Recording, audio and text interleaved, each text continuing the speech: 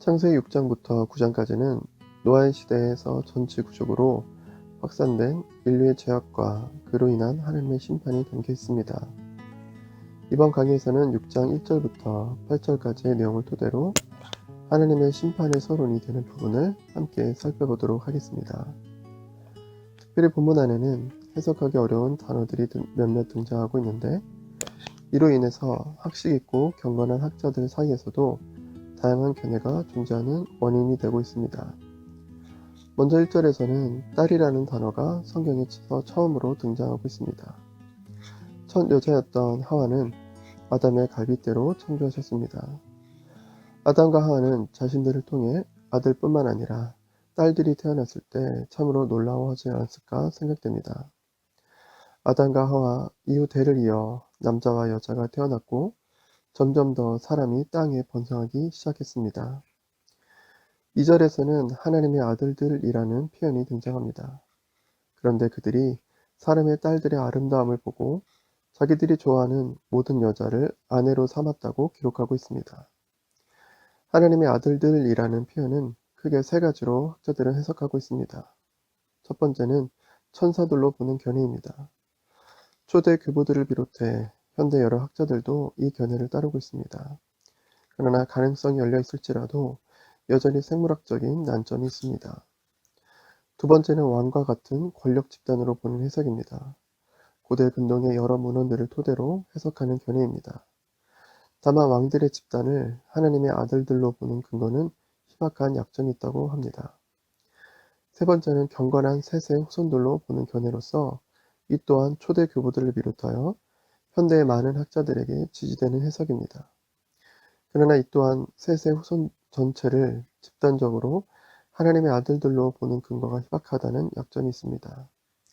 크게 위 세 가지 견해 모두 경건하고 학식 있는 많은 학자들 가운데 지지되고 있기 때문에 어느 하나를 특정 지어서 주장하기는 다소 무리가 있어 보입니다.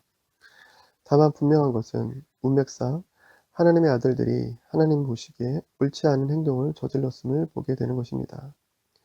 특별히 학자들은 의미 있는 분석 하나를 내놓았습니다. 그 중에 하나님의 아들들이 사람의 딸들의 아름다움을 보고 라는 표현에는 창세기 3장에서 뱀의 유혹을 받은 하와가 보였던 행동과 유사한 표현이 기록되어 있다는 것입니다.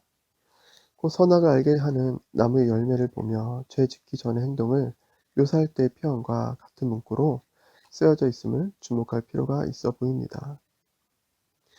이어서 3절은 사람들이 육신이 되었기 때문에 여호와의 영이 영원히 사람과 함께하지 아니하실 것이라고 말씀하시며 그들의 날은 120년이 될 것이라고 말씀하셨습니다. 하나님의 생기를 받은 생명의 존재가 죄로 인하여 정욕과 육신의 지배를 받는 존재가 되었음을 보게 됩니다. 그리고 그들에게 돌이킬 수 있는 시간, 곧 심판의 때까지 120여 년 정도가 남았음을 보게 됩니다. 이때는 노아의 나이가 480세 정도 되었을 것이며 이때 심판에 대한 하나님의 결정이 내려졌을 것으로 추측할 수 있습니다.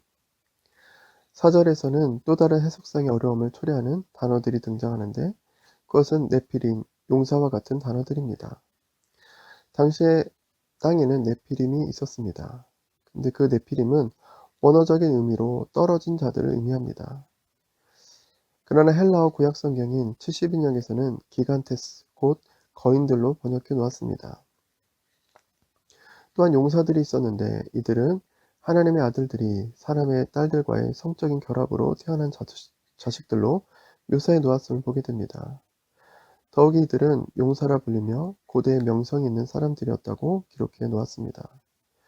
이들의 기형과 모습에 대하여 성경은 자세하게 언급하고 있지 않습니다. 이러한 해석상의 어려움으로 인해서 학자들은 네피림 등의 단어의 의미를 조심스럽게 추측하고 있습니다.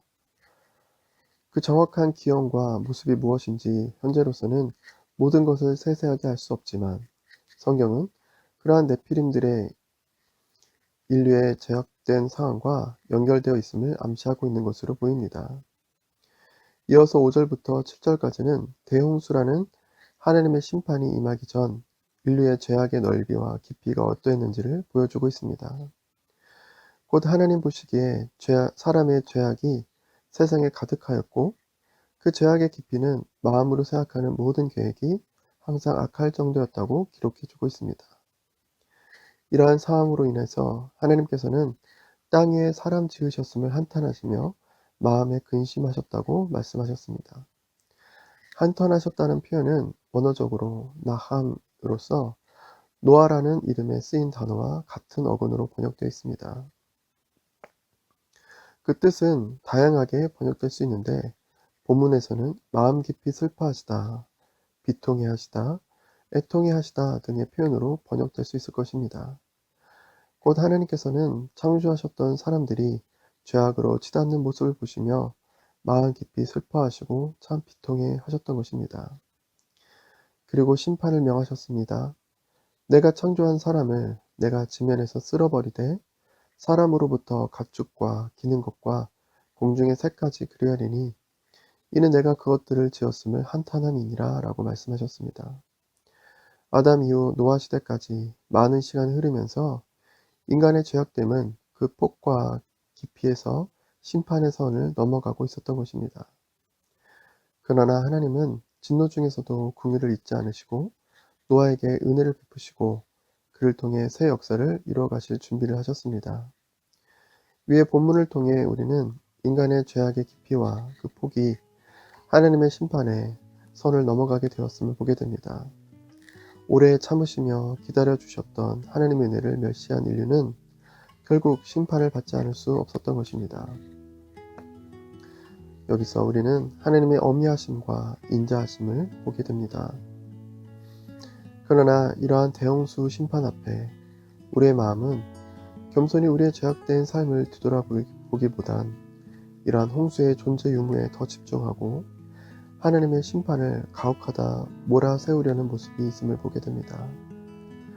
우리를 위해 이 홍수 심판 사건을 기록해 놓으시고 하나님의 어미하심과 인자하심 앞에 겸손하도록 은혜를 베푸신 하나님의 지혜를 찬양할 수 있기를 바랍니다.